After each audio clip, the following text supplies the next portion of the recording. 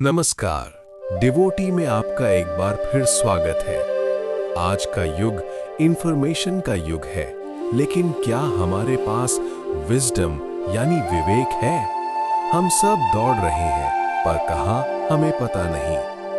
आज से हजारों साल पहले भगवान श्री कृष्ण ने अर्जुन को केवल युद्ध जीतना नहीं सिखाया था, बल्कि उन्होंने सिखाया था कि खुद को कैसे जीतना है।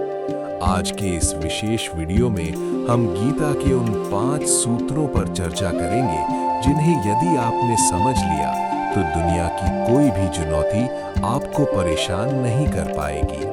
अपनी डायरी और पेन ले आएं, क्योंकि आज का ज्ञान बहुत गहरा होने वाला है। सूत्र 1, स्थित प्रज्ञ, सुख और दुख में समान रहना। अर्जुन ने कृष्ण से पूछा, केशव, वो व्यक्ति कैसा होता है जिसका मन स्थिर है? कृष्ण ने उत्तर दिया, स्थित प्रज्ञ। इसका अर्थ है वो इंसान जिसे ना तो बड़ी सफलता मिलने पर अहंकार होता है और ना ही असफलता मिलने पर वो टूटता है। आज के समय में हम छोटी छोटी बातों पर विचलित हो जाते हैं। सोशल मीडिया पर ये खराब कमेंट हमें दुखी कर देता है।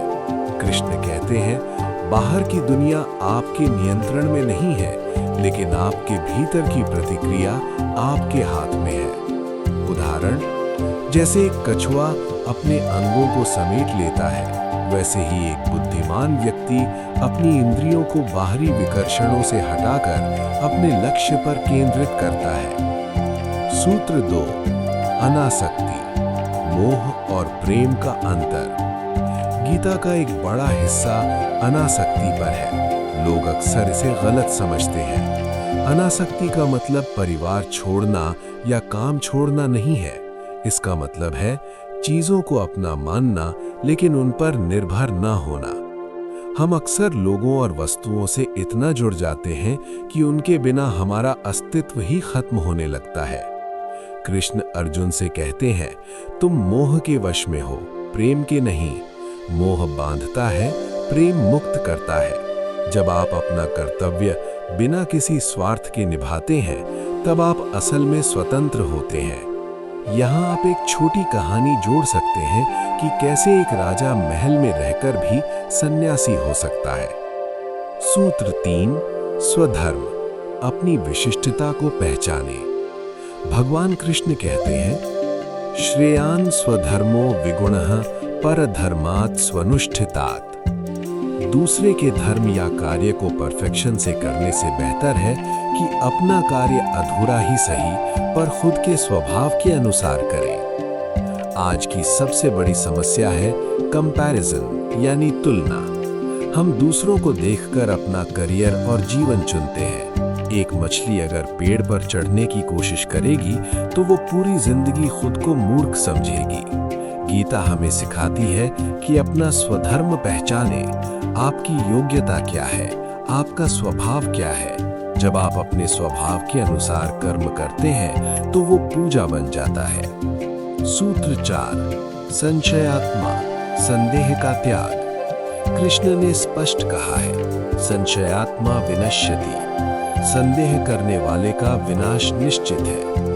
अर्जुन युद्ध के बीच में संशय यानी डाउट से घिर गए थे। आज हम भी संशय में हैं। क्या मैं सफल हो पाऊंगा?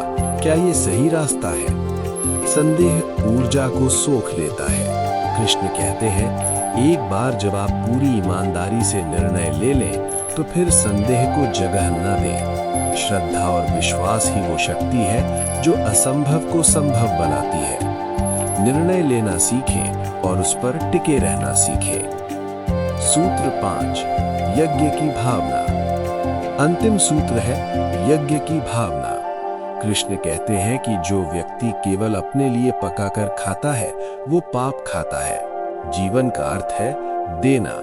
प्रकृति को देखिए, पेड़ फल खुद नहीं खाते, नदियां अपना पानी खुद नहीं पीती। जब हम अपने काम को समाज और ईश्वर की सेवा मानकर करते हैं तो तनाव गायब हो जाता है। आपका काम केवल पैसा कमाने का जरिया नहीं, बल्कि दुनिया को बेहतर बनाने का एक यज्ञ होना चाहिए।